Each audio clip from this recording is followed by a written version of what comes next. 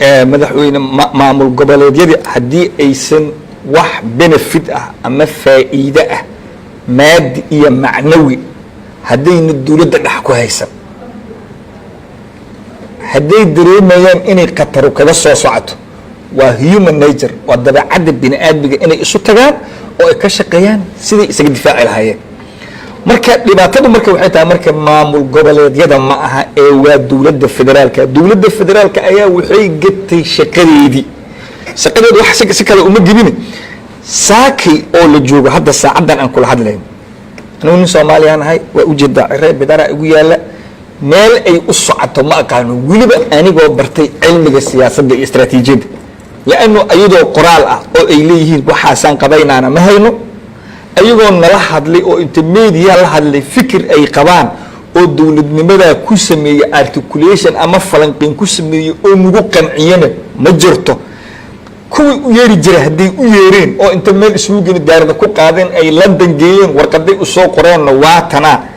hal shay oo wixii ku qoran oo laga fuliyo male sanadka 2017 kan loo baahnay in la fuliyo mid kale hadda tageen Brussels hadda la geeyay haddana buug kale haddana loo soo dhiibo buuga horna kama soo bixin marka meesha waxa ka socota adigoo ilmo aad dhashay dugsi quraan geystay hal sano ka hor oo alif axmed loo bilaabay oo haddana ku laabto macalinka hal sano kadib si aad u soo ogaato ilmahaagi hore marka uu sameeyay oo u tagay ilmahaagi oo wili loo dhabta u saaray ay ku qoran tahay alif axmed yani alif axmed bal laga gudbaba hawsha dhan baa waaba alif axmed ba haday tahay siyaasad haday tahay nabadgelyo haday tahay dhaqaale haday tahay dib u heshiisiin wax laga fikira male dadka Soomaaliyeed waxyaabo looga baahan yahay waxa kamid ah in la heshiisiyo halkan waxaan ku hayaa warqad ka soo baxday wasaaradda arrimaha gudaha oo dib u heshiisiinta ah hadda ayaa waxa la dhowaayaa maxay yihiin waxyaabaha ay salka ku hayso khilaafka Soomaaliya ka jira hadda iyo su'aashaas taagan oo hadda iyo su'aashaas taagan ayaa la isweydiinaya okay dastuurka la dhahay hal lagu sameeyo waxa la leeyahay waxa lagu sameeyaa review dib celin maalin hore waxay u tageen gudoomiyaha baarlamaanka oo hadda cusub iyo kuwa ku xiga u tageen guddiga waxay u sheegeen inay luqada wax ka soo bedeleen dhowr qodob yani wax la qabtay male haddii aan dib heshiisiintii wax laga qaban oo dastuurkii wax laga qaban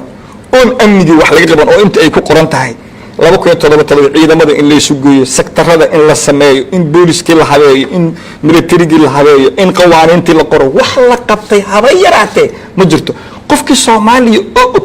in wax la qabtay oo sheegi kara magaciiga waxa la dhahaa Xasan Sheekh la dhahaa Facebook oo ku jira sawirkayga arkaysaa anoo timal adeer oo isoo diran ka faa'iideystay marka meel wax la qabtay ma balhaba marka meesha maadaama aan inta wayna wax caalin ayaga dafsadooda waxaan ku eedeynaa inay eedeeyaan meel waxba oo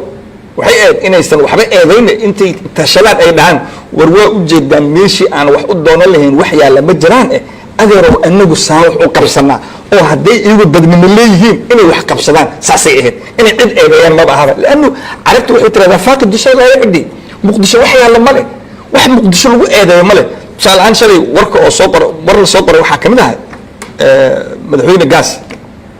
ayaa wuxuu yiri ciidamada waxa wax la siiyaa dhahay banaadir kuwa kale wax lama siiyo war kuwa banaadirna waxba lama siiyo waa kuwa jidka taagan dadka iska tagtay wax la siiyo ma jiraan mushaarkooda qaataan laakiin oo balla waxaas wax ku tabay $100 xidad ku tartaa marka boqolka soo wax la isku haysto baa lagu kala tagsan yahay marka waxay tahay